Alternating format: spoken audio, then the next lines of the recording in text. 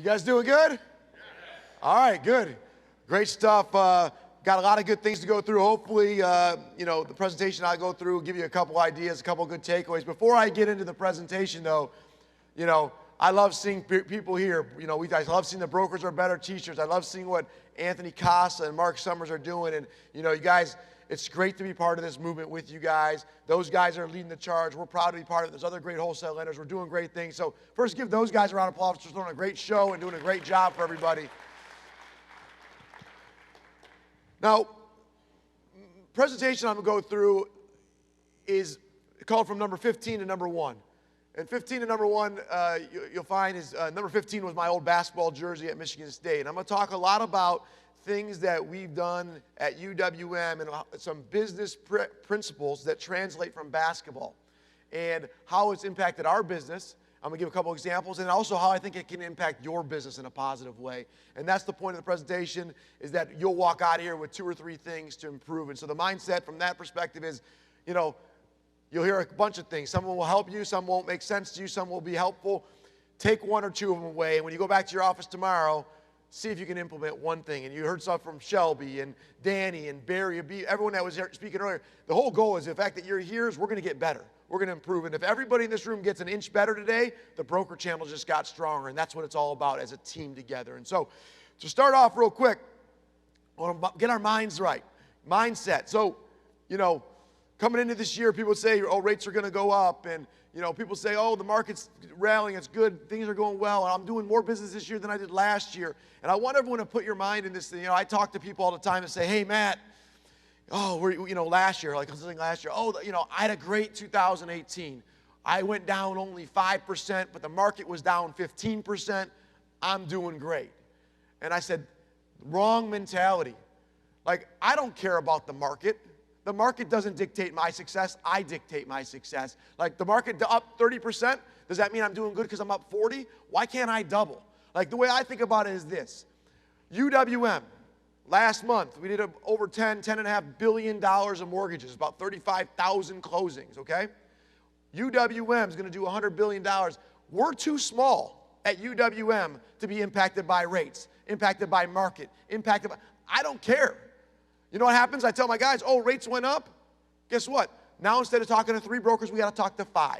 For you, hey, it's a little slower. You're getting less refinances, right? I know that's not happening right now, but let's say, guess what? You got to talk to 7 realtors a week instead of 5. Okay? I got to talk to 10 past clients instead of 5 this week. I got to do more. And so the mindset is I'm just kind of going with the market. I'm part of the market. That's what those guys think. Let those losers think that way. I think let's go beat the market. Let's go dominate. Let's grow. And so mindset is the market doesn't dictate my success. I dictate my success. I control my own destiny, and I'm going to make sure I win. And I know you can do the same thing. And so market going up, market going down, market's rallying. I'm doing 20 loans this month. I'm originating 20 closings this month as a loan officer. Why can't we do 25? Right? Just because the market's only up 50%, I don't care. So mindset is don't relax. Mindset is I can do more. Mindset is I'm not following the market. I'm dictating the market. I'm dictating my own success. And when you start realizing you control your own destiny, it's an empowering, powerful feeling because I control my success. Nobody else does. The rates didn't control my success. Rates going up, rates going down. I'm not going to win or lose because of something outside of my control. I control success, and that's the mindset I want to start with. So with that mindset, I'm going to jump into some things real quick. First is my past. So you can see, long time ago, I was an athlete. No longer. I wasn't that good of an athlete, but I had a good time there. So I played basketball at Michigan State, okay? I played there for 4 years, and I was an assistant coach for a 5th year. The reason I talk about this is I'm all about team. UWM is all about team. Michigan State basketball and Coach Tom Izzo, I was there at a great time. Got a chance to be a part of 3 Big Ten championships, 3 Final Fours, and a national championship. And to be around, Tom Izzo, Mateen Cleaves, Jason Richardson, these NBA stars and superstars in college was an amazing experience. But what really came from it is this, team. I'm all about team, and everything I do at UWM is tied to Michigan State basketball, and that's what this presentation is going to be about, is we're part of a team. At Michigan State, we're part of a team. I look at all of us as a team. I call team broker. I'm part of team broker with you guys, and I'm real big on team. and being part of something together, being part of more than, as before Anthony and Mark and what they're doing, there's a bunch of independent mortgage brokers. Now it's one team together going out as a movement, and I'm proud to be part of the team. And so Michigan State basketball, in my background, is all about team. At UWM, so you walk through there's an underwriting team, right? There's this team competes with this team. This team is trying to have this quality metric. Everything's about team and one team together growing. And it's fun to be part of a team. If you ever talk to former athletes and say, what do you miss the most? You don't miss the spotlight. You don't miss the games. You miss being part of a team. And that's what we're creating here, and I'm proud to be part of the team. And so my background is Michigan State basketball, and then in 2003, I joined UWM. There was 12 people at UWM. We have 4,000 people here today at UWM, all in Pontiac, Michigan. And so we went from 12 people to 4,000 people, focusing on team, culture, people, doing things the right way, family. And that's what we're going to spend a little bit of time talking about. And I'm going to go through some of the lessons that I learned and how I think it can apply, how it applied to UWM and how it will apply to you as you're growing your business. So, wholesale lenders. So real quick, I'm going to tell you guys, we're the number one wholesale lender. We're proud of it, seeing who we are and what we've done in the last 4 years. 4 years in a row as the number one wholesale lender in the country. But besides that, more importantly, is being part of the broker channel, being one of the leaders from a lender perspective as a wholesale lender. And when I go to the next thing, our growth at UWM, it's been huge. And this growth is not because UWM is so great, to be honest with you. It's because what we've seen in the last 5 years, since 2015, when we did $13 billion, this year we'll do $80 billion, we'll probably do $100 billion, maybe 105. But that growth is brokers. And we're still at the beginning of it. I know Anthony Costa says, let's get to 50%. Like, if you'd have told me that a couple years ago, I'd be like, I don't know if we can get back to 50. It can. You know why? Brokers are going to get back to 50%. And here's why. The best place for a consumer to get a mortgage is an independent mortgage company, a broker. And the second fact is the best place for a loan officer to work is an independent mortgage company. And so the fact that those are two facts, that's why in other countries around the world, mortgage brokers are 70, 80, 90% of the market, right? In America, it was 56%. It dropped down to 7. It's going back up. It's back at around 15 to 20, actually 20.3 in the first quarter based on some of the numbers we look at. And so it's a big number, and it's going to continue to grow. And by the way, UWM's one part of it. There's a lot of great wholesale lenders. I look at this list of these great wholesale lenders. We got a lot of great competitors. The way we look at this business model, so you guys know, is, we had a great first quarter. We had 35% market share. We had major growth. I look at that as 65 out of 100 sent it somewhere else. 65 out of 100 went to someone else. And these are great lenders. All these guys do a great job. Some of them are here today. And the reason brokers can grow, we want a healthy wholesale lender market. Wholesale lenders like us and others, we want everyone to succeed. We want them to succeed by doing right by brokers. I don't want people that aren't good to brokers to succeed, to be honest. I want those guys to fail. Because what we want is the broker channel to grow. It's best for consumers. It's best for loan officers. Someone said to me, Matt, you say this is the best place for a consumer. Actually, this is on TV. Someone said to me, you say it's the best place for consumers. You say it's the best place for loan officers, but that's because you're the largest wholesale lender in the country. And that's all you do. I said, you got it flipped around. Because it's best for consumers, that's why we're 100% wholesale. Because it's best for loaners, that's why I could be in retail, I could be a title company, we could do what we want. We've chosen this channel because it's best for consumers and best for loan officers. And so a lot of great wholesale lenders up here, a lot of growth from UWM, and there's going to be even more. We're going to continue to grow together as a team. Now, let's go into this. 8 lessons. So I'm hoping that 2 or 3 of them resonate with you. So if the ones that are boring, just kind of tune me out for that couple minutes. But the 8 lessons that I learned from Michigan State basketball that apply to business and how we've done it at UWM. So I'm going to give you a quick story on each lesson and from Michigan State, how it applies, and hopefully it resonates with you guys. And so the first one, and I don't like to say the most important one because they're all important in my opinion, and all of them have made a big impact in shaping UWM and shaping my success and our company's success, and in my opinion, a lot of broker success. But the first one is crucial, team. I talked about it earlier. Team is everything, okay? So the way I look at this is every part of a team is the key to success. If you look at my picture, you got Mateen Cleaves and Tom Izzo. Like, those would be the guys that you think about from Michigan State's 2000 national champion. Those guys, we can't win a championship without those guys. But you can't win a championship without the trainers, okay? The guys taping the ankles. You can't win a championship without the equipment guy. You can't win it. Like everyone had, and so this is how we talk about it at UWM, and I want to think about your business. Everyone's role is crucial. And at Michigan State and at UWM, everyone's got to be the best version of themselves. And so thinking about this, like I'm the CEO at UWM. My job is to be the best CEO in America. Not the best sales guy, not the best underwriter, not the best technology guy, I have to be the best at what I do. And I'm equally as valuable, not more, not less, as my best underwriter, as my best sales guy, as my best IT developer, as my best QC person, as my best compliance manager, right? Like, I want you to realize that everyone's role is crucial. So think about your business. You can be great. Okay, I could be so great. I could be the best CEO in the world, right? Whatever you want to come up with. It doesn't matter without my team. No one would know. There's CEOs in the mortgage business that are much, much better than me. They're better than me. They don't have a better team than me. They don't have other people around them. So my team makes me look better. I got a chief marketing officer. She puts these videos out. She makes me look like I'm actually decent looking. Like, I got a face for radio. I know what I got, But she does it. She makes it great.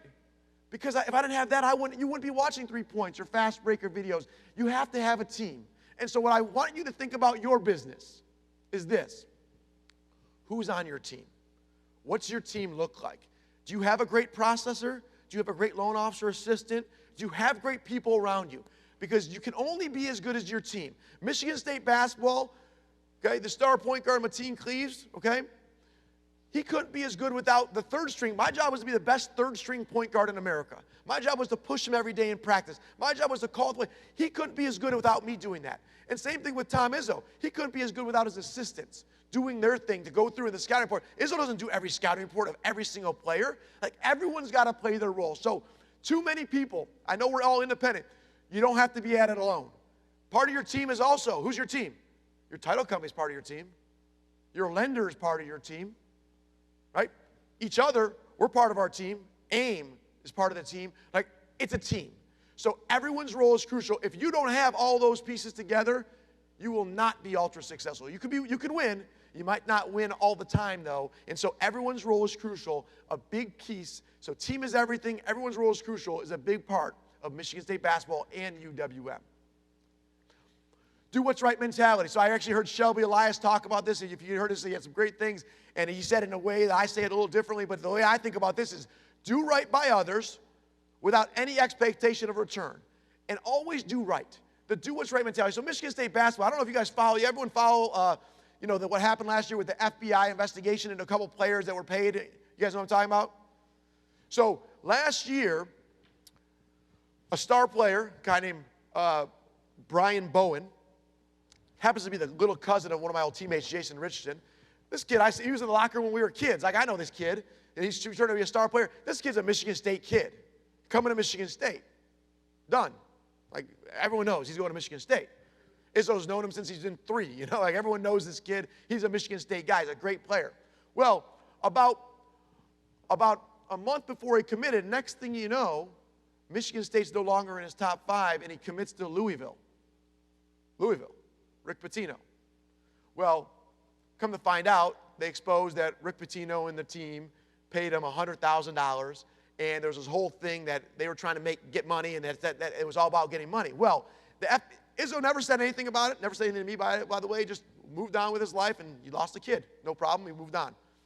Well, it came out just recently in the court filings, and they said that of the 7 teams that were competing for Brian Bowen, Tom Izzo said, he's the only one that said, I will not pay him $1. That's not what we do.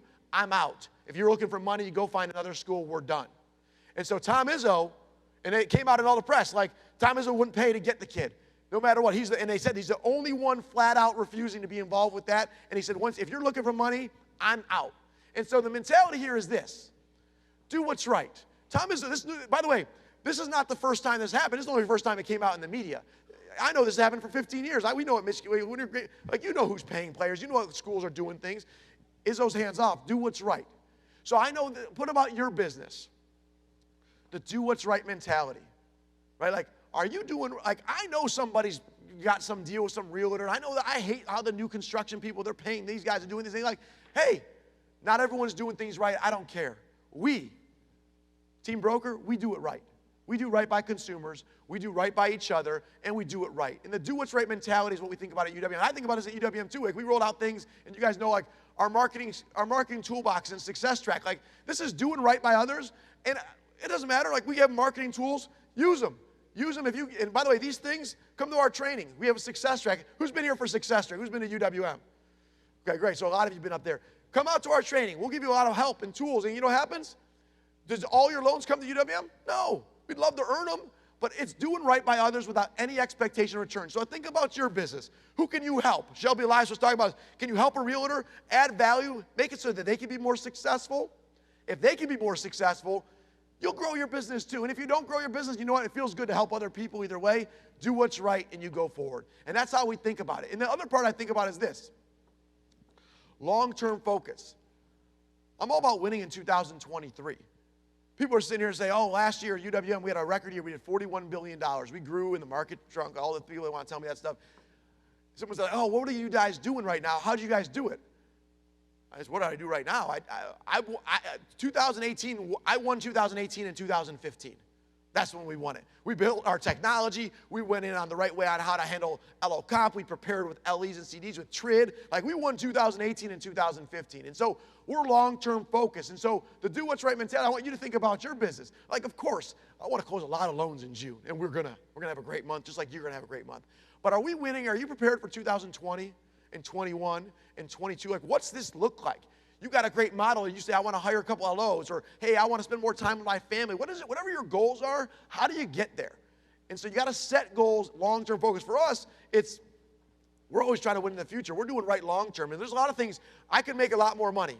And you guys probably know this. We could make a lot more money at UWM if I said, hey, this has been cool, but I've got a retention team, and we're going to do $100 billion. I'm just going to refinance the past clients of our brokers, and like all my other competitors are doing, just do it. Like, I could do another $20 billion a year probably of mortgage production and make a lot of money. You know what that is? That's short-term money. I'm not about short-term anything. I'm about long-term. You know what we're going to do? We're going to do right by clients. We're going to give them their leads back through UConnect. We're going to not solicit their clients ever under any circumstance. We have no retail retention team. It's not even possible to do it. Like, we're going to do right by you guys. We're going to build technology to help you stand in front of your clients, because you know whose clients they are? They're yours.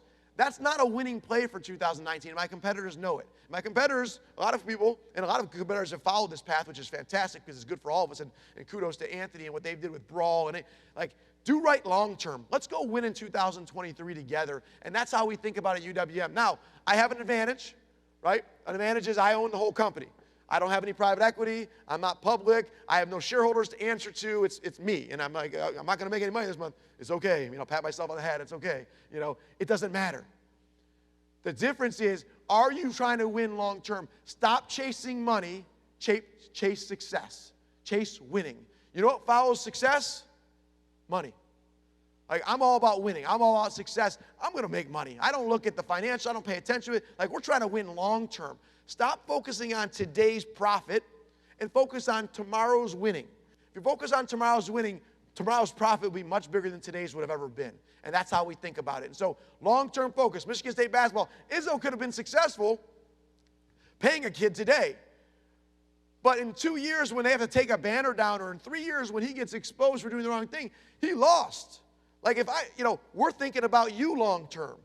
Partnership, long-term focus. Think about your business. Are you prepared for next year, 2021, 22, or are you just focused on June?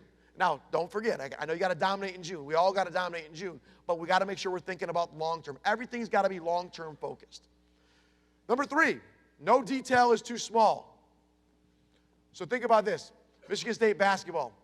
Every single detail. Someone says, like, oh, is Tom Izzo involved with the practice? And every nuance of everything he does, from how you're guarding the player. Like, he knows that you're supposed to be a half man to the left on this guy every single time, because 42 goes left, and you got to make sure you make it go right? Like, every detail Tom is involved with, to the extent, like, literally, recruits were coming in. This is when I was back as an assistant with him. Recruits are coming in. 5 minutes before these recruits, he had like a big recruit, a bunch of top recruits were coming in. I walk into the kitchen area, and what do I see Tom Izzo doing? He's picking up it's like a buffet. He's picking up the metal on top of it to look and see what's in each thing, see how the food is presented. He called over one of his people and said, the hot dogs have to be before the chicken because the buns are right there. Let's make this more efficient. Like the CEO of his, like he's thinking of every detail. Being in the weeds. So like, I challenge you. Are you in the weeds of everything in your business? And so like, watch Tom Izzo. Like, here, watch this video, by the way. This is what other teams do. The coach, you call a timeout. The coaches go stand over there. They huddle. They sit and talk. And then they go and talk to their players. Now, if you watch this next video, you'll see Michigan State. What's Tom Izzo doing? He's grabbing this guy. He knows what's going on with every detail, what everyone's doing. He doesn't need the assistant coach to come and say, hey, what's going on with it? Like every detail. No, don't outsource your business to anybody. Do you know what your processor does on every loan? Do you know how she gets the pay stubs or follows up on the homeowner's insurance? Do you know how often they call the homeowner's insurance to get the homeowner's documents? Do you know how often that they call the title company? Do you know when they talk to the client? How many times do you have them touch base with the client and realtor? Do you know when they're touching base at approval? Do you know those things? You got to know every detail. Don't outsource success. Make sure you know. Does that mean you have to do everything? No.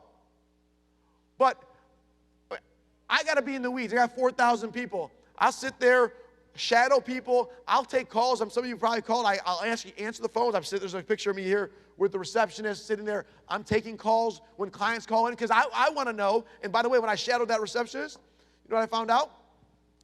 That when you call, I don't know it's you.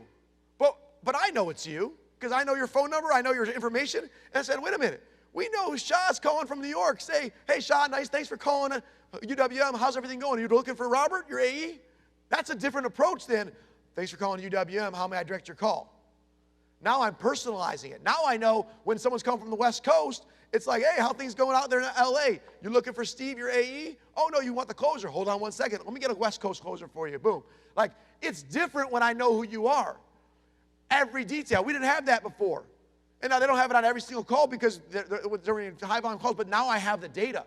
And I shadowed them to find out, like, why are they, like, blind? They should know that it's Steve calling. Like, we know that. And so, what about your business? Do you know every detail? Do you outsource it? You're like, I don't know. Once I take the application, I give it to her, and that's it. That's what you should do. Give it to your process. But you better know what they do. And you should design that process for your success. Right? If you say, I'm going to give the realtor updates every single week, you should make sure that your processor or your loan officer assistant, whoever does that, gives you updates every third day so you can give those updates. Or does it for you and you follow the process and you're CC'd on the email. Like every detail, be in the weeds. A lot of my competitors, CEOs, other people, oh, they're 30,000 foot up talking about, oh, well, what about the market and the strategies of this? Like, I'll underwrite a loan today. I can underwrite a loan. I know how the process works. I know the system. I know the queuing system. I know which loan to grab next. I can do that detail. Now, do I do it? No. Just like you probably shouldn't do a lot of these things either. But you got to be in the weeds. Being in the weeds of your business will drive success because if I know when an underwriter says something to me, I'm like, that's not how we do it. This is how we do it. When someone submits a CR, I want this process. Every nuance is key. And now thinking about CR, client requests, real quick. Like, if you don't know what CR is, client request at the UWM, it's like game-changing for you. If you haven't submitted, like, instead of emailing the underwriter, calling them, submit a CR. If you're not happy with the result, say not happy. It gets escalated. You know who it gets escalated to eventually? To me. I get them. I look at CRs. I look at all these ones. When you're unhappy 3 or 4 times, like, the underwriter's wrong. You know what we find? You guys know better than our underwriters on certain situations. You know better than the close, like, because you're challenging. I'll go ahead and state of New York, the transfer tax is this. It's not showing correctly. I need this correctly. The underwriter's like, no, I think it's right. Not happy. Gets escalated. Eventually, we route it automatically to the right person. So if you put in a thing about a condo thing, you're like, I got to call my underwriter about this condo. No, you submit a CR. I know it's a condo issue because you put it in the drop down. I route it to the condo team lead that all she or he does is condos. It's a difference. And so in the weeds, that's how we created CR, was what would we need to do? What would be the perfect way that if you were to call Matt, how would I route the loan? And that's what we do. So CR is an example, 98.7, like they're all done fast, 91% happiness. So that means 9 or 10% are not happy with the answer. In the old days when you weren't happy, what would you do? Man, it sucks when you have a loan that doesn't go well at UWM. What do I got to do? Now you just click on happy and it gets to the person that can solve it for you. And that's where we get to. All right, here's a big one. I'm real big on this one. Let me get a show of hands. Who here has a defined, measurable goal that they've set for themselves and has shared with someone else in their office or at home? Put your hands up. Okay, that's decent. So I'm huge on goals. How do you know where you're, if you can get there if you don't know where you're trying to go? Like, what's your goals? You know why people don't set goals? No one likes to fail. You know what failing is? Not setting a goal. You already failed. You don't set a goal, you're failing. Setting a goal and missing, I miss goals all the time. I'm okay with it. But you know what happens? When you set goals, you write it down, you define what success is, and you give it to someone, you know what happens? 50% chance better you're going to hit that goal than if you wouldn't have done it. 50%. You don't have to do anything. Literally, the act of writing down, thinking about your goal and writing it down and handing it to one person, 50% better chance you're going to hit the goal without you changing anything. Just go back to doing your life. That's how easy it is. Now, I would recommend us actually doing things, and we set goals at UWM, we say win. What's important now? What do I got to do right now to go hit that goal? And so Michigan State basketball, here's the thing. Everybody's different. Tom Izzo sets goals. Like, he knows everything. You got a game plan. He has a game plan of what everyone's supposed to do. He has goals. You know what his goals are? They're different for everybody. Matt Ishbia's goals, he found out what my goal was. My goal was not to be in the NBA because I wasn't that good. But you know what? But he held me accountable what I could do. And that's what he does in these videos you just saw. Is it's all about knowing what people can do, have their goal, and then holding them accountable to it. So think about your processor. Did you treat all your processors the same? You got one, Jenny's a superstar, and Bill's okay, right? Do they both have to do 20,000 a month, 15,000? Or do you have different targets for each of them? Right? So a lot of places do the reverse. They say, okay, well, the minimum here, like think about mine, right? The minimum is doing 4 loans a day. I don't want to care about the minimum. I want to know what they can do, and I'm going to hold you accountable. Because you know what Matt Ishbia could do at Michigan State? I couldn't dunk. I could dive on the floor.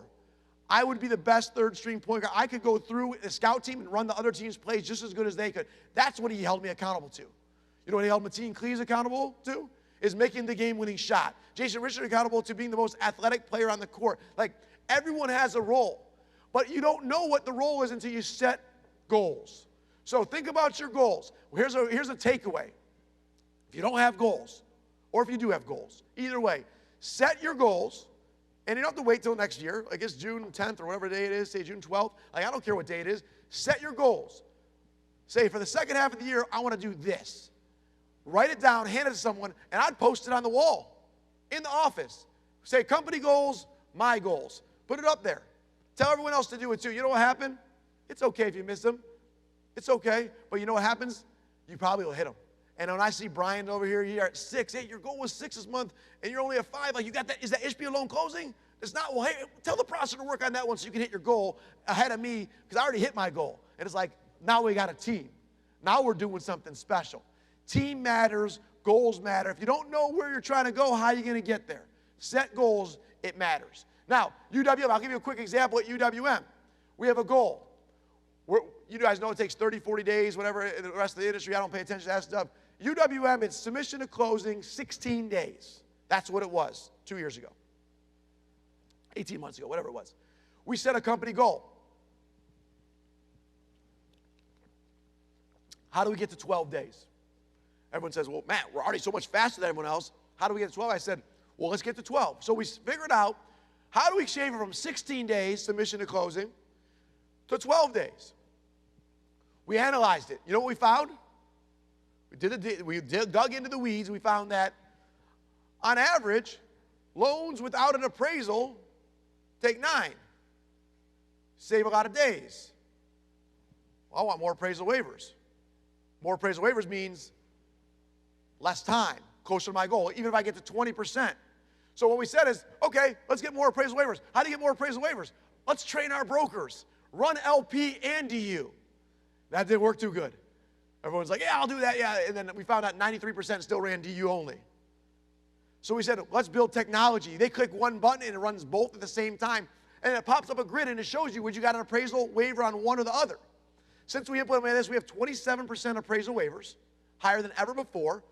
And we added some other things. Everyone uses one-click AUS. And so we set a goal. We said win. What's important now? We dug into the details and said, appraisals, how do we shorten that time frame?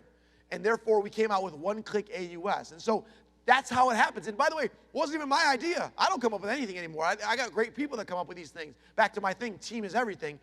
They dug in the data. They figured out it was appraisals. Because I thought it was self-employed loans or low FICO stuff. That doesn't affect it. That's plus or minus a day, doesn't impact anything. It's all appraisal. It's appraisal, right? There's a couple other things, by the way. The other lag was brokers submitting their commissions back in. That was a 6-day lag also. So you know what we created? Some of you guys know about it. Processor Assist. I said, hey, brokers are slow getting the title, the homeowners, the payoffs, the condo docs, subordinations. I got it. We'll create a team. I have 93 people. All they do is order that stuff for you guys all day. It's free. It's part of the team.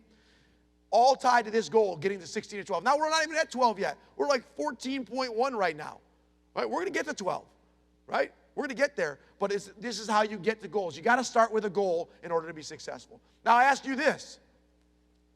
What are the goals of your realtors?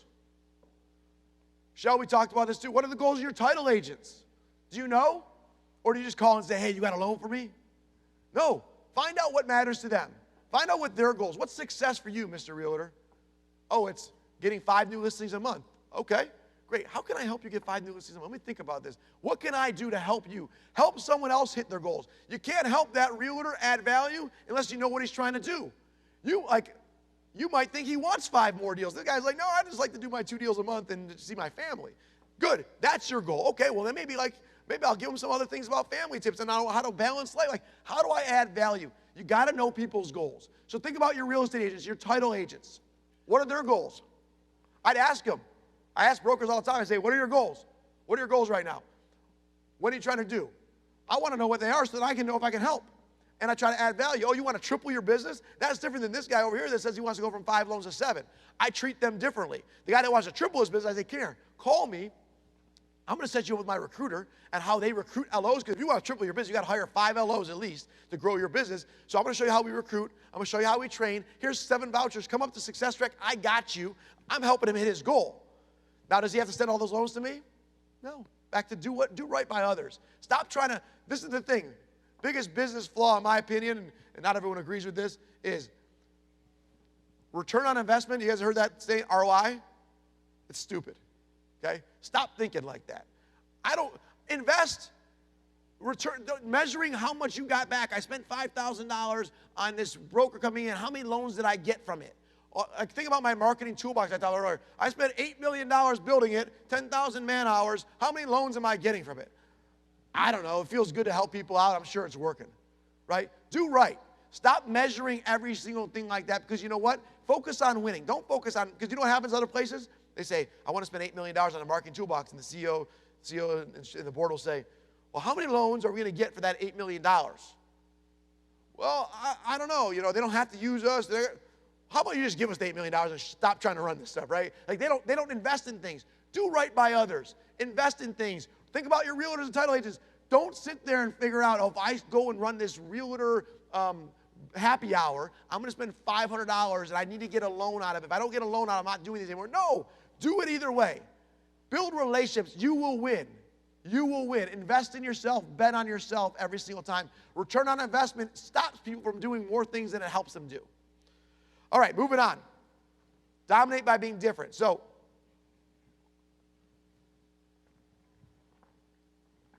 Michigan State basketball, different. A lot of places, you know what they do? Motion offense, roll the balls out there. They have a little bit of some synergies, but Michigan State basketball, you ever go to a Tom Izzo game, watch a game, they have early offense, set plays during the shot clock plays. They have blobs and slobs, baseline out of bounds, sideline out of bounds. Every single thing is choreographed. The way we guard the pick and roll, every single thing is exactly. It's not, let's go try to be more, it's a plan and a structure.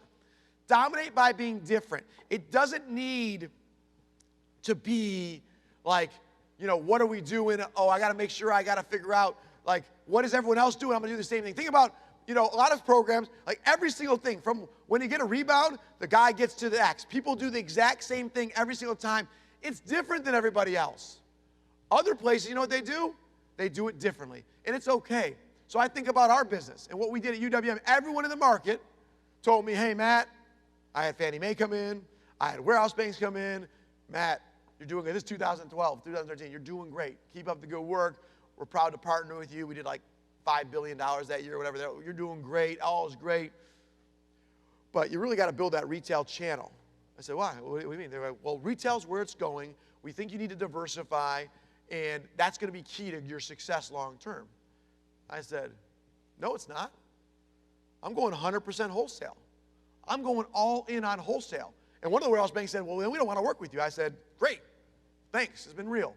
They've called. I don't talk to them anymore, right? So they've come back. But this thing is this. You know why? It's okay to be different if it's a better way. Stop following what everyone else tells you to do. Like everyone says, oh, this is the way to do it. Now, I'm not saying I'm not different just to be different. I'm different because it's better to try something different. But if everyone else is doing the right thing and I agree with it, I just do what everyone else does. Too many people. So think about your business. How do you get business from real estate agents? Like you heard, like I said, you heard Shelby, you heard these guys talk earlier. They're doing things differently. Try something different to dominate. And you know what happens when it doesn't work? Someone asked me once, Matt, what's the biggest mistake you've ever made as the CEO of UWM? And I answered it this way in a very humble, it's not an arrogant answer, so I want to make sure you're clear. It's like, I don't know. Not because I haven't made 1,000 mistakes. It's because I changed so quick back, like, oh, that was a dumb one. I'll change that back, right? I put that guy in charge. He's the wrong one. I change it. I'll change back quickly. It's okay to make mistakes. Try things. Differentiate yourself. Get better. Now, another one I talk about, this one applies to you. So even at UWM, thinking about it, like everyone else in the market has outside AEs, we had inside AEs. We had that since 2006 when I became the sales manager back in 2006. Inside AE model, so they get trained. When they call you, they're adding value because they actually have something that we're telling them about and teaching them about. We're going through a new process. We rolled out an approved condo list. We're rolling out something. They have something to explain to you. Instead of outside AEs all around the country, like they don't know what's going on. They're independent. I said, I'm going to do it differently. But here's the one that applies to you. Overstaffed by design. Anyone in here doing a lot of business right now? Hands up. Doing a lot of business? Anyone ever had a situation where you could do more if you had one more processor or one more operations person? Anyone? Good. Me too, by the way. Everyone has had that situation. Now, here's something that you won't read in many business books. This is a Michigan State basketball mentality. Like, it's okay to do it differently. Overstaffed by design. At UWM, we have 900 underwriters, okay? 900 people underwriting your loans all day, every day. Overstaffed by design. Now, when I do the math, and I had people come in here last year when the market was slower, so we were going to be slow, supposedly, right? And said, hey, Matt, you have about 100, it was more than that, but we'll call it 100 because I'm going to do some math, 100 too many underwriters. What are your plans to get your costs in line? I said, 100 underwriters, let's just call it 5,000 underwriters. For someone that's $500,000 a month, $6 million a year. That's real money from anyone. I don't care who you are. $6 million a year of bloat, they told me. And I said, that's right. I'm overstaffed by design. Because you know what happens? How do I measure when a broker sends in a loan and they get a response in 8 hours? How do I value that? Is there a value to that rather than 2 days or 4 days? How do I measure when rates drop like they did and all of a sudden I can be on 2 days and close your loans in 10 or 12 when my competitors are at 9 days? Is there a measurement there? I'll make that $6 million back in a month. Overstaffed by design. Think about your business. You want one more processor? Hire that person. Anyone ever had a processor that's a superstar doing great and then they quit? And you're like, oh, Jenny quit. So what do you got to do? You got to try to throw money at Jenny. Or you got to say, oh no, what am I going to do? I got to kind of keep the sales guys cool and tell them, hey, it's going to take a little longer to process loans. I'm going to probably piss off a realtor. Anyone had that? Everyone's had it. What happens when I have 3 Jennys and I only need 1 or 2? Jenny quits. I'm like, oh, Jenny, I'm going to miss you. We really are going to miss you. I wish you weren't okay. We wish you nothing but the best. I still got 2. I'm still set. Also, Jenny can't hold me over a barrel like, if you don't pay me more, I'm going to quit. Because I got 2 more of you right there. I'm set. I'm willing to make less money every month to make sure I win, to make sure I'm ready for that opportunity. And so everyone else will tell you, so take a takeaway here, go hire a loan officer assistant or an extra processor. Have 2 too many at your company. And you know what? I know it costs money. I'm not foolish. I know an extra $5,000 a month, an extra $8,000 a month, real money. But you know what? Now you hire a new LO, and you're like, what happens when a new LO comes and your processor's full? How can I sell that? Hey, if you submit loans, we got a great processor, when I don't have any capacity to handle your volume. Rates drop like they did. Now I'm taking 5 days to submit loans to lenders. You know what happens in that 5 days? 88 lenders call after you sent that credit report, and they're all calling you, and you have to do? I have to lower my comp to keep the deal. Oh, well, you just lost $1,000 right there. That would have paid for Jenny, a second Jenny or a third Steve, whatever you want to call it. Overstaffed by design. Stop reading the business books that say, oh, that's people that think about money, return on investment. That's the wrong way. That's the financial way of running a business. We run the winning way of running a business. Try to win. Anyone ask about Amazon? I've talked about this before. You guys follow Amazon?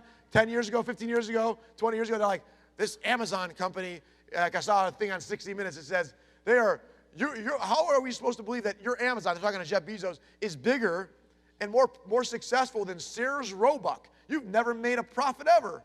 And he's like, what are you guys talking about? You're sitting here, you know what he was doing for those 10 years? He wasn't focused on profit, he was focused on winning, kicking everyone's butt.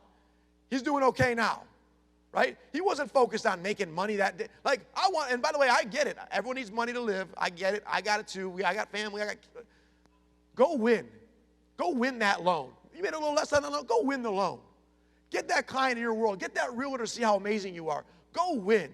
Focus on winning. It's okay to be different. Dominate by being different. Michigan State basketball, UWM, it's worked. Now, I got 3 more. In-game adjustments. So, this one's a big one. You got a plan. You know what you're going to do. Things change. Do you say, I got to stick with what I said? You ever watch like sports people say like who's going to win the NBA championship? I'm picking the Warriors because that's what I said at the beginning of the year. I'm going to stick with what I said. Well, by the way, the Warriors are going to win, I hope too. But my point is, stick with what you always thought it was going to be. No. If there's new information, I'm changing. There's a better way. I think, oh, well, Kevin Durant, Steph Curry, and Klay Thompson aren't going to play tonight. I'm picking the Raptors, right? It's in-game adjustments. Things change. Don't set it and forget it. Be involved. So Michigan State basketball, like timeouts, huddles, halftimes. We make 100 changes. We were guarding the pick and roll. We were going underneath the screen roll. We were jamming. Now we're going to trap it. We're playing it differently. You got to adjust. Same thing here, UWM. I'll give you a couple examples. First, we all thought purchase is going to be a great year. It is a great year in purchase, and we're going to keep focusing on it. But we start seeing rates drop. One of the things I planned on doing for next year was coming out with something to differentiate from people in the refi market. Well, in-game adjustment. We saw the 10-year drop from 320 to 275 in January, then down to February, and started going to 250. I said, in-game adjustment. We're rolling out exact rate. We came out and said, exact rate's a refi product. You can do it on purchase. Someone said to me, hey, instead of doing 3.8 or 3.875, can I do 3.8? I said, I can give you any rate you want. You want 3.817? You want they're quoting 3.75? I'll give you 3.726. Oh, they're giving you a 30-day lock? Customized rate lock. I'll give you a 23-day lock. 16 days is all it takes to close at UWM. I'll give you a 14-day lock. Customize it. Pick up that benefit for the client. Pick up that benefit for you. Make it an unshoppable loan. Think about this. People are talking about this. This is an in-game adjustment. By the way, not part of my plans. I didn't even plan on doing this year. Was, hey, customizable loan. How can I give my brokers an advantage? It's a refi market. Hey, 28-year term, 3.926 rate, 18-day lock with the cheapest BPMI in the country. Go shop it, Mr. Client. See if someone can do it. It's not possible. No one has that ability. You have to make adjustments. Here's another one. January 8th, I say, hey, guys, we're going to have the best price in the country. I'm done with this. We're going to give it to everyone. And we did. And we will. What happened was rates rallied March 20th. Rates rallied again. I said, wait a minute, guys. I'm going to go to 7 or 8 day turn time and have this unbelievable price, or I'm going to say I'm going to have a good price and be on 1 or 2 day turn time. Which way am I going to go? I've been through refi markets before. Refi market, it ain't about rates. It's about closing loans fast. It's about service. I can turn rates on any day I want. But what we realized was a client going from 4.5 to 3.875 is very excited. The fact that he could maybe go to 3.75, I don't know. If you want to wait 30 days and then have 3 other lenders, if rates keep rallying, 3 other lenders call and solicit that client because it takes 40 days to close, you lose. In-game adjustment. I said, okay, we're going to be really competitive. We're not going to be the best in the country. When rates tick back up, I'll go put Provident out. I got no problem. I'm ready for it. I was ready for it all year. I was ready to do it for a while. We'll do that. Right now, there are some clients that want to go for that low. Okay, but service matters. Purchases matter. Closing loans fast matters. In-game adjustment. Are you adjusting your game? Are you doing what you planned? Right? You got to adjust. It doesn't mean get rid of what you were going to do. It just means adjust. Adjust in some way, an in-game adjustment. Michigan State basketball, outwork everyone. I'm going to give you a story. This is an old basketball story. In order to be great, you got to work hard, right? Everyone says, oh, I work hard, I do this. It's really hard to outwork everyone. And the way I think about this is Michigan State basketball. So, quick story. Went on the road. That's the film room. Went on the road. We lost to Minnesota. On the road, ESPN, whatever. We lost by like 2, so you guys know, okay? Lost by 2. Flying back, yeah, you got to do the media thing after, and then we jump on a nice part about being at Michigan State basketball. You fly on a charter jet back, so it's not like we left at 10:15 or 11 o'clock at night, whatever time it was, to get back to East Lansing on a Tuesday night. On the plane, I'm sitting next to Coach. He says, we're watching the game. Back then, it was a DVD and the flip thing. You had to look at it, so it was old school. We're watching the game. We're taking notes. Ish, go get Chris Hill. I wake up Chris Hill. He's sleeping on the plane. Hey, what's going on with this? What are we doing here?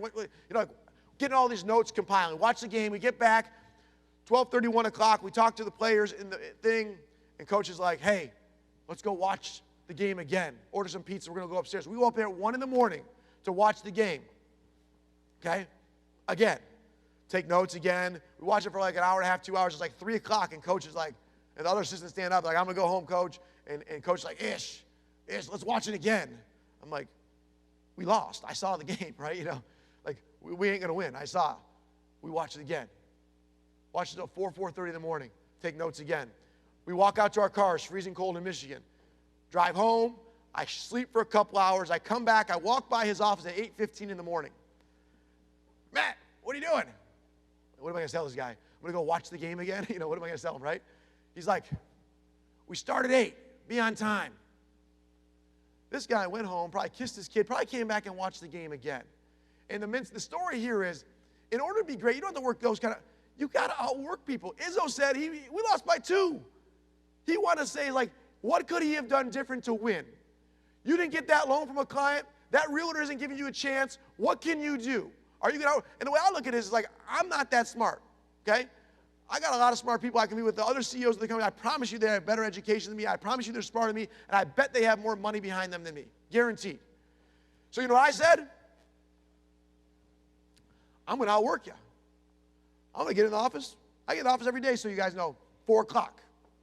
I work from 4 a.m. to 7 p.m. Sometimes I get in 3:30, sometimes 4:15, 4 a.m. to 7 p.m. You know what I think about that is, my competitors, they get in at 7 if they're good. The other CEOs I can meet with, maybe if they're good, they get in at 7. That's 3 hours a day I'm beating you by. 15 hours a week, 60 hours a month, 720 hours a year, I'm outworking you. You might be smarter than me, but I don't think you're 720 hours. And if you are, I'll get you next year because you ain't 1,440 hours smarter than me. I'm going to outwork you. I'm going to beat you. You can't do anything about it. And so it's a mentality. And that's the best part about this. So if you could take away from here is like, you get to decide your work ethic. You get to decide, like, you know what I figured out? Like, I'm cool with like 4.5 hours of sleep. I go to sleep at 10, wake up at 3, I'm good. Every single day. Every single day, because you know what? If I sleep 3 more hours, I have no chance. And so think about that. What can you do? And at UWM, it's this. I got to be great every day. So one of the things we talk about at UWM is, like, if we're not good, if my turn times are 7 days, you know what you get to do? Use somebody else. You're not captive to me. I got to be great every day. My technology's not working. I told my IT guys, my technology's not working. You know what happens? You send the loan somewhere else. Like, my docs are taking too long to generate. Oh, we just lost a lot of loans. Like, if I'm a retail guy, it's like, our doc system will be back tomorrow. You can disclose it tomorrow. Like, what is the LO going to do, right? We got to be great every day, and I got to be involved with every detail to make sure we're great. And so think about your business. Are you great every day? Are you focused on being great? Because you know what? Your realtors have a choice. Your consumers have a choice. You got to be great every day. If you're just good today, like someone said, oh, your turn times on your VA loans was behind. I said, oh, I know. You know how I know? I got no VA loans yesterday. People didn't want to use you. I get no loans. Oh, your price is off at 4.25. How'd you know? Because I got no loans at 4.25 yesterday. Like, I got to be great. If I'm not great, you hold me accountable. Being great every day is key to being successful. And so being great is a mentality, and you have to decide that it's not okay to be average. It's not okay to be good. You got to be great. Because no one, like, it's not like I run a really big business and like, oh, I signed the GM contract. They got to give me $88 million of revenue a year because I'm going to do this performance. And anyone got a contract with someone that's got to give you loans? I ain't got one either. I'd love it if you guys want to sign one. I'd be cool. I ain't got one. I got to be great to earn that loan. And if I'm not good, and by the way, there's loyalty, there's partnership. I got a lot of great partners that, hey, if we're off on turn time a little bit of our technology, like, they'll wait for us because, like, we built a relationship. But if I'm bad for 30 days in a row or 60 days in a row, and they're like, man, your service has been bad for 60 days. I keep giving you another chance, but, like, you got to get better. Like, that's how this world works. You got to be accountable and be great every day. Last one. Compete to win. So Michigan State, I'll give you a story. Tom Izzo sees a 6'9", athletic, 260-pound kid, can shoot the ball, can jump out of the gym. He's at an event in Florida, Orlando, Florida, watching this kid. He's like, man, this kid is unbelievable. This kid is unbelievable. I want to recruit him. But you know what? This kid is really great too. You know, he really would fit Duke's program. Hey, Coach K, I see this kid down there. I don't know if you've seen this kid, but this kid can play. You should check him out. Think that happened? No chance. I'm not telling my competitors what I'm doing. He's trying to beat Duke. He's not telling them about the next big superstar. He's trying to win. You got to compete. Compete to win every single time. And so the way we think about this is this. There's no such thing as friendly competition, okay? Know who your competition is and beat them. You know who your competition is? Anyone that can be a top 10 competitor of yours. That means that there's no such thing as another broker that's competitor. You know what your top 10 competitors are? Quicken Loans, Wells Fargo, Bank of America, Guaranteed Rate. Maybe Zillow could be in the future, right? Could Keller Williams, are they trying, like Keller Williams, Keller Mortgage? I don't run a mortgage company anymore, but I ain't referring any more of my friends over to a real estate agent at Keller Williams. That's the competition. That's hurting you. Like, I'm not helping anybody. And that's the thing is, like, it's hard enough because you know what? If I help someone else, like someone said, well, I used Quicken Loans on a wholesale loan. I said, hey, listen, they're taking that profit and they're putting commercials, making fun of brokers on there. Like, do you understand what's happening here? I'm not saying, like, I'm not cutthroat. Like, I want people to be successful. It's not about the people. Like, I like the guys at Keller Williams, I'm sure. I like the guys at Quicken Loans. They're all probably nice people, Zillow. But you know what? They're trying to take food off my kid's table. And if I let you give them more money, I'm going to lose. And if they put my clients out of business, you know who else loses? My 4,000 people and their families. You got to compete. Every loan, every time, don't help your competition. I have competitors I used to work with. I'll give you a quick story. PennyMac. PennyMac's good guys. I love the CEO. He's a friend of mine. Good guys. It's not about the people. It's not about that the rep is not a good guy. But in 2015, I'm sending them $100 million a month of jumbo. I'm a top client in America. I said, I read in your thing, I heard that you might be getting into wholesale. Talked to the CEO, and they go, oh, yeah, we think it's the way we want to get into. We're not going to be like you guys. You guys are the big shots, and we're going to get in the market. And I said, oh, okay, cool. And I've had a long-standing relationship with these guys for the whole time I've been in the business. They've been great to me. Great. I said, hey, I appreciate that, but you're cut off. He goes, what? I said, you're cut off. We're done. We're done today. He goes, man, we're not even doing that for another year or two. We're not going to be a player. Are you crazy? Are you kidding me? I said, we're done today. I'm not helping you anymore. We're competition. And now once they could be good enough to be my top 10. Like, it's not everybody. Like, I'm not saying, like, if you could be my top 10 competitor, I'm competing. I ain't helping you. And so the mentality, I called my secondary team. I said, by the way, I just cut off PennyMac. They're like, are you crazy? They're 30 basis points better. We have a $100 million pipeline. I said, sell them elsewhere. We're done. It's game on. They're trying to beat me. They're trying to beat you. Who's your competition? There's no such thing as friendly competition. If you think you got a friend, you know who thinks there's friendly competition?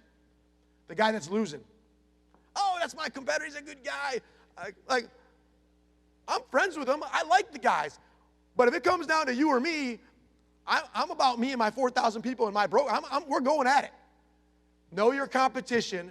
Know who you're competing with. Don't help people that you compete with. If you're competing with someone and you're helping them, and I hold people accountable. Like, don't help them. I'm not helping you if you're helping them. Like, how's this going to work? Like, it's hard. It doesn't mean like you got to hate everyone. Like, I love everybody. I'm friendly with everyone. And I shake everyone's hand. I wish everyone the best. But if you're trying to take food off my plate, you're trying to hurt my children, you're trying to hurt my 4,000 people, it's game on. Let's go. We're competing. Know your competition. At Michigan State, we know who we're competing with. And every single day, we're trying to beat them. And every single day, they're trying to beat us. Don't think they're not trying to beat me, too. I promise you, all my competitors would love for me to fail, would love for me to struggle, would love for you guys to not want to work with UWM. They want that because they're competing, and I would respect them to want that. They want me to struggle. Ain't going to happen, right? We're competing. It's game on. And if you're willing to go toe-to-toe with me, you better get in there at 4. You better get in there at 3:30. You better do it every day for years, 5, 10, 15 years. You want to come after me. Like you got to go ahead. And most people aren't willing to do that. Compete to win every single time. Last thing is this. National championship rings, Michigan State. We have a saying called never relax on our rings. Okay? You know, where are you going? What are your goals? What are you trying to do? And so I'm going to show you a quick video. My old coach, Tom Izzo, and I want you, the guy he's going to talk is a nice way of saying it, yell at, is number 45, Denzel Valentine. Denzel Valentine is the National Player of the Year this year. Best player in college basketball. Plays in the NBA right now. The other guy, number 22, Brandon Dawson, was drafted to the NBA also. Okay? I want you to watch how he talks to these guys and how he handles this with the mentality of never relax. Watch this quick video. Was unhappy with Dawson. Previous defensive play, he let Sam Thompson go get a bucket. He's not stopping it. Now he takes it out on Valentine, who... Anything interesting? It's 41-12 in the second half against Binghamton on national television. This guy doesn't care that we're up by 30 and only left 12 points. The guys didn't do what you're supposed to do. They're not playing again. And the guy, you know what he did? He didn't jump to the ball. So the guy drove by him, and then Dawson blocked it out of bounds. And you know what he said? He called a timeout and said, what are you guys doing? We jumped to the ball because you know what happens against Binghamton? It doesn't matter. 41-12, we're going to win. But when you do that against Duke, you know what they do? They dunk on you, and you lose the game. And so the never relax mentality is this. Wherever you are today, you're doing great. We're doing great at UWM. Like people say, like, Matt, when's it going to be enough? You did $10 billion. Like, are you satisfied? No. I want to do more. I want more brokers to grow. I helped that broker go from 10 to 15. I want them to get to 18. They're at 18. How do I get them to 22? How do I go from 70% of their business to 80%? And then from 22 to 25 with them? Like, every single day, the mentality is, as soon as you relax, someone hungry is going to run right by you. That's how this thing works. That's what we think about every single day. Never relax. Where you are today is great. Where you're going is more important. And as soon as you think you've accomplished it, I talk to my A's all the time, like, oh, my guy, Steve at XYZ Mortgage, that's my guy. He sends me 5 loans a month. He's my guy. I don't need to call him about the approval. Like, he knows what to do. He's my guy. Next thing you know, you find out Steve, who's getting called on by every other AE in America, sent one to the Caliber guy or sent one to the Home Point. And I only got 3 because you took it for granted because you relaxed. You thought that was your guy. Oh, it's my buddy. He was at my wedding. He's my guy. That doesn't matter. Like, your real estate agents, they're being called on by everybody all the time. Never relax. If you think you made it, you're going to lose. I have this chip on my shoulder every single day. People want me to fail. I love it. People want to compete with me. I love it. People want UWM to struggle. They want me to, oh, Matt's doing this. I love it. It gets me fired up. That's what it makes me want to get up at 2 in the morning. Like, I don't care what it is. I'm going to keep outworking you. And the mentality is, wherever we are today, I got to keep getting better. As soon as you try to stop growing, and it doesn't mean you have to be doing more loans or more time. It can be as simple as, hey, I want to spend more time with my family. Okay. Well, then focus on your business and dominate it so you can go do that. You have to figure out what your goals are, like we talked about earlier, and then drive towards them relentlessly every single day. And when you hit that goal, what do you got to do? Set a bigger one and do it again and keep going. So, guys, I'm about to get off the stage in a second, but one thing I want to say is hopefully you got 2 things out of it. Hopefully you got 1 idea out of it. Hopefully you can think about something different and you get an inch. If you get an inch better, we'll get feet better together and eventually miles together as brokers. I'm proud to be part of Team Broker. This movement that Mark and Anthony and AIME and we're all here part of is something special. We're going to look back in 10 years and remember these type of moments and remember that we were at the ground floor of a skyscraper that we're building here together. I'm proud to be part of the team with you guys. We're part of Team Broker, and we're going to dominate not only in 2019, 2020, 21, 22, 2023, together as a team. Thanks a lot, guys. Have a great day.